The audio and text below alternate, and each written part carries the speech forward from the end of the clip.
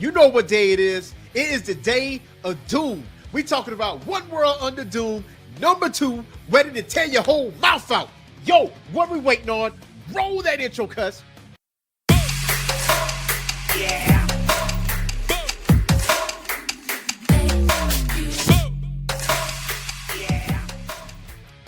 What's going on, Geek Corner? This is your boy, Earthsmack, the Mad Scientist, and welcome back to the Orange Phoenix Media Channel and another episode of Comic Book Declassified, where we talk about the most recent issues of comics, as well as past issues, as well as character bios, if you ask for it. Today, we're going to talk about One World Under Doom.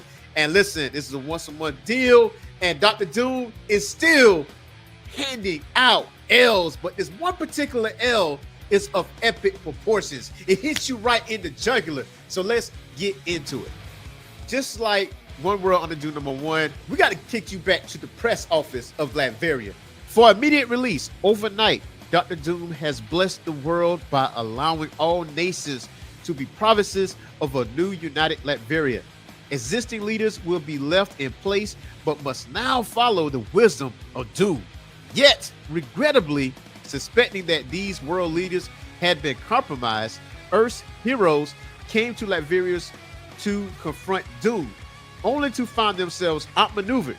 The heroes' attack on Doom was a clear act of jealous spite, but has not deterred the benevolence of Doom, which has begun to win the hearts and minds of many looking for someone to save them. So, One World Under Doom, Chapter 2, The Free World, is written by Ryan North. Artist is R.B. Silva. Color artist is David Curiel. Lettering by Travis Lanham. Cover artist by Ben Harvey, with the host of variant cover artists and writers. Man, listen, if you haven't read One World Under Doom number 1, the link is in the description below. And if you watch this to the end of the video, it does two things. A, it helps me out and it helps the channel out. And also, you get to see other videos that you may have missed on this channel. So one thing for certain is that Dr. Doom has the world in his hands, and it's nothing the heroes can do about it. Because in the public eye, Dr. Doom is good. He's a good guy. Like he pretty much had one world nation, like under his rule. Like everybody has access to healthcare. Everybody have access to education, not just any normal education. We talk about progressive education. We talk about, stuff to make you smarter and achieve the greatest level of intelligence you could possibly achieve because of Dr. Doom. So why would you try to get away from that?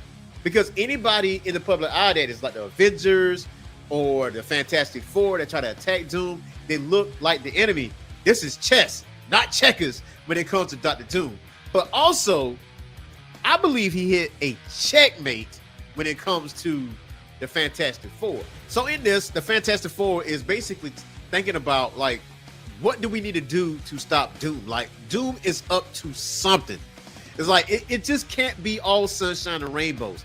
Anytime that there's sunshine and rainbows, or it appears that way, there's always some type of ulterior motives that Dr. Doom has. And somehow, some way, Reed and the Fantastic Four or the Avengers or whoever the enemy is to Doom figures it out and they stop him. But as it stands, just like I said before, things is looking okay. Just like Reed Richards said, look, few citizens have been fit to welcome Doom as a legitimate ruler. But Sue says, but few isn't the same as none, honey. Some of our neighbors prove that. I still can't believe anyone will want Doom to be their emperor. Lately, I've been looking into the new schools and universities Doom has constructed. And it's like, great. So what am I going to burn down? Indoctrination centers or re-education compounds? Some good old-fashioned mind control towers? What is it? And Reed's like, nah, it's not none of that, Johnny. He says, well, that's just it. The curriculum, thus far has been normal, more than normal. It's ambitious. I'd go so far as to say laudable. As near as I can tell, they're just new, well-funded and well-founded public services. Look, Ben is like, listen, I don't give a damn about none of that, because honestly, he's planning something. We may not know what it is, But we know that the longer we wait, the more he's going to consolidate his forces and the public's opinion on him. What are we going to do with this situation? So they continue to talk about this. But here's the interesting thing about this. Val is the daughter of Sue and Reed Richards. And, she comes in and talks to Sue, saying, listen, you remember Bentley from the Future Foundation? He's worried about Doom, and I think he could use a friend. Can I take the teleporter to New York City? Sue's like, all right, cool. Just be home for dinner. It's all cool. But she didn't really go see Bentley from the Future Foundation. And you hear a voice says, you are precisely on schedule, Valeria. Come on. You know I wouldn't miss this. You are important to me. Still, Doom is pleased to see how punctual his goddaughter can be. Valeria did not go see Bentley. She went to go see Dr. Doom. Now, look, I ain't the smartest man in the space program, but that's checkmate, okay? That is checkmate. When you have Reed Richards' daughter coming to visit old Uncle Doom, man, what is there to do in this situation? But Valeria is not all sunshine and rainbows too, because she's very inquisitive on what Dr. Doom's motives are. She says, thanks for agreeing to meet me. And he says, I was expecting more resistance from the Bastion building security systems. I did not even need to employ magic. Your influence, I suppose? And she says, you were both unopposed and unrecorded. I coded you as a member of the family, but anything human was set off alarm. So, welcome Princess the Pooch. He's like, clever. Doom takes no insult, as none was intended. Nor I will add, have I done anything untoward while inside your building? And she says, I know, Uncle Doom, you gave me your word. He said, just as you gave me your parents your word, you were coming to New York for Bentley 23, was it? And she's like, listen, a lie, a omission, a fabrication. I will meet him when we're done. But you and I don't play those games with each other, do we? We give each other the truth. Doom says, fair enough. That's true. That's true. And he's like, look, you are a young woman who has already exceeded the high expectations I'd set for you at birth. You hold Doom's favor, Doom's respect, and Doom's love. Few have experienced mirrors to taste any, and none have ever possessed all three. So Dr. Doom has a lot of love and respect for Valeria in this situation. So any type of questions Valeria would have to Dr. Doom, Doom will answer truthfully, as we see. And she says, then give me the truth, Uncle Doom. Make me understand. Tell me exactly what you're planning. And he says, that may be how you sell it to others, but I know it's not how you justify it to yourself. Don't tell me you're doing this for humanity, and don't say you're doing it for me. The truth, Uncle Doom.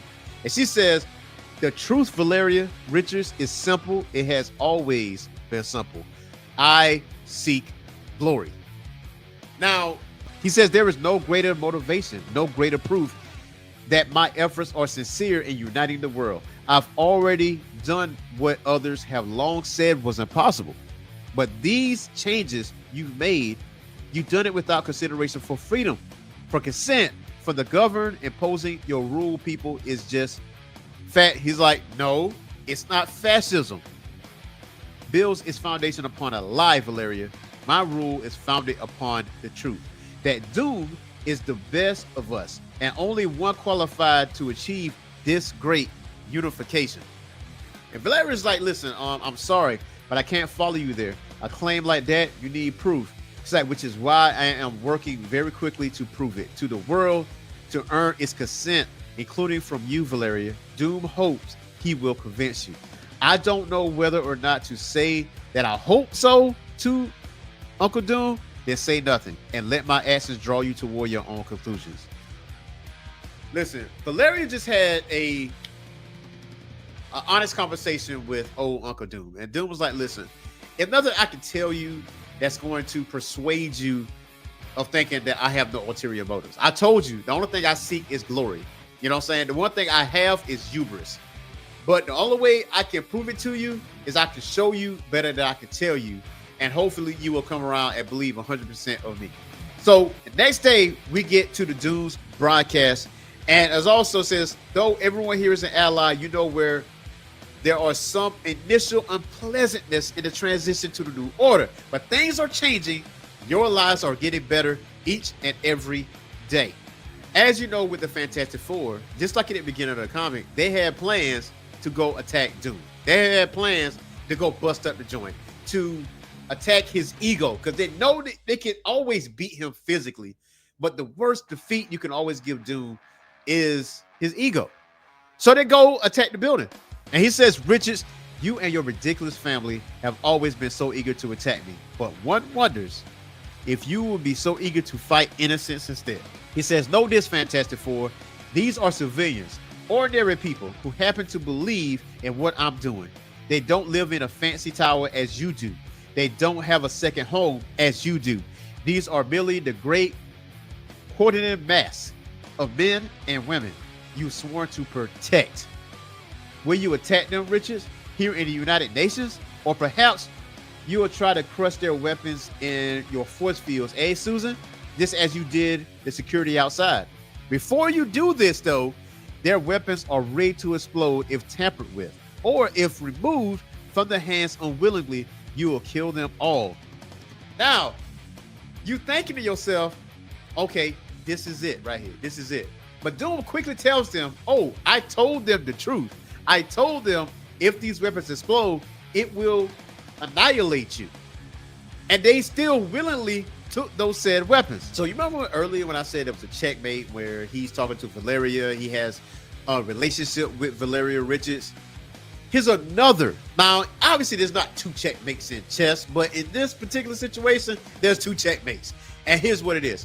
It says, behold, Benjamin Jacob Grimm, the powerhouse of the Fantastic Four, a man by error and ineptitude, transformed into a monstrosity, a being so his, he's called himself the Thing. And behold, Reed Richards, our self-proclaimed smartest man, who has failed to reverse Grimm's condition ever since. It is staggering failure, a highlight remarkable even among the litany of disappointments of Mr. Fantastic. And Thing was like, listen, don't listen to him, but I ain't mad at you anymore, and I ain't been for years. I made my peace with this. You understand? I like who I am now. It's like I tell my kids, it don't matter what you look like, it only matters who you are.